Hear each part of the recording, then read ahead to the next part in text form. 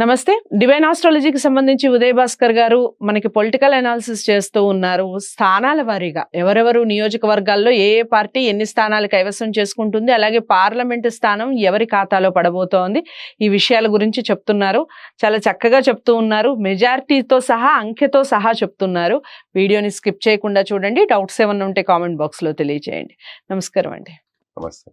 So next మనకి అనకాపల్లికి సంబంధించి అనకాపల్లిలో ఎవరు గెలిచే అవకాశం ఉంది, పార్లమెంటు స్థానం ఎవరు కైవసం చేసుకునే అవకాశం ఉంది, అలాగే నియోజకవర్గాల వారీగా ఏ ఏ పార్టీకి ఎన్ని సీట్లు వచ్చే అవకాశం ఉంది చెప్పండి. తప్పకుండా.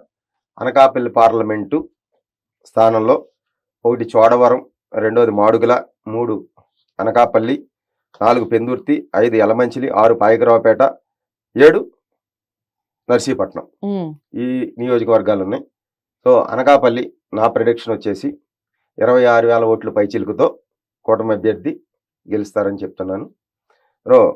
ఇక ఎమ్మెల్యేలు వచ్చేసి చోడవరం 2,400 ఓట్లు పైచిలుకుగా వైసీపీ అభ్యర్థి గెలిచే అవకాశాలు ఉన్నాయి.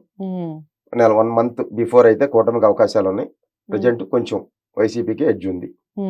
ఇక్కడ 2ది మాడుగుల టైట్ ఫైట్లో వైసీపీఏ ఎడ్జ్లో 1,500 ఓట్లతో బయటపడే అవకాశాలు ఉన్నాయి. ఇక 3వది అనకాపల్లి టైట్ ఫైట్ అనిపించినా సరే అనకాపల్లిలో 6,000 ఓట్లుతో పైగా మెజారిటీతో కూటమి అభ్యర్థి తప్పకుండా గెలుస్తారు. పెందుర్తి కూడా కూటమి అభ్యర్థి 6,400 ఓట్లతో గెలిచే అవకాశాలు ఉన్నాయి. ఇంక యలమంచిలి 3,900 ఓట్లు మెజారిటీతో వైసీపీ అభ్యర్థి యలమంచిలిలో గెలిచే అవకాశాలు ఉన్నాయి. ఇక 3వది పాయకరావుపేట ఎస్సీ నియోజకవర్గం. ఇక్కడ వైసీపీ అభ్యర్థి గెలుపు అవకాశాలు ఎక్కువగా ఉన్నాయి. ఒక 7,000 ఓట్ల వరకు రావచ్చమ్మా వైసీపీ అభ్యర్థికి పాయకరావుపేటలో. అలాగే నర్సీపట్నం కూటమికే 3,000 ఓట్ల మెజారిటీతో వచ్చే అవకాశాలు ఉన్నాయి. ఇక్కడ అనకాపల్లి పార్లమెంట్లో ఎమ్మెల్యేలు 4 వైసీపీ గెలవచ్చు, కూటమి 3 ఎమ్మెల్యేలు గెలవచ్చు. కానీ పార్లమెంట్ మాత్రం కూటమికి వెళ్ళే అవకాశాలే ఉన్నాయి. ఎమ్మెల్యేలు గెలిచినా ఎమ్మెల్యేలు 4 కూటమి గెలుస్తారు, కానీ పార్లమెంట్ స్థానం మాత్రం ఖచ్చితంగా ఎమ్మెల్యేలు 4 వైసీపీ గెలిచినా ఎడ్జిలో బయటపడే 1,500తో బయటపడుద్ది. సో పార్లమెంట్ అయితే మళ్ళీ కూటమికి వస్తుంది. ఓకే. సో అదండి, ఇక్కడ కాస్త అటు ఇటుగా గట్టి పోటీ ఉందని చెప్పొచ్చు. గట్టి పోటీ ఉన్నప్పటికీ కూటమి కైవసం చేసుకుంటుంది పార్లమెంటు స్థానం.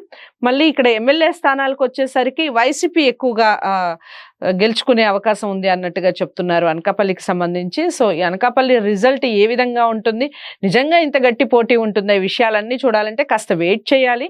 ఎలక్షన్స్ జరగాలి, రిజల్ట్స్ రావాలి. ఎంతవరకు కరెక్ట్ అవుతుంది అనేది కూడా చూద్దాం. దానికన్నా ముందు మీరు అనకాపల్లి వాళ్ళందరూ ఈ వీడియో చూడాలి అంటే తప్పకుండా లైక్ చేసి షేర్ చేయండి. ఛానల్ని సబ్స్క్రైబ్ చేసుకోండి. తదుపరి వీడియోతో మళ్ళీ కలుస్తాను. నమస్తే.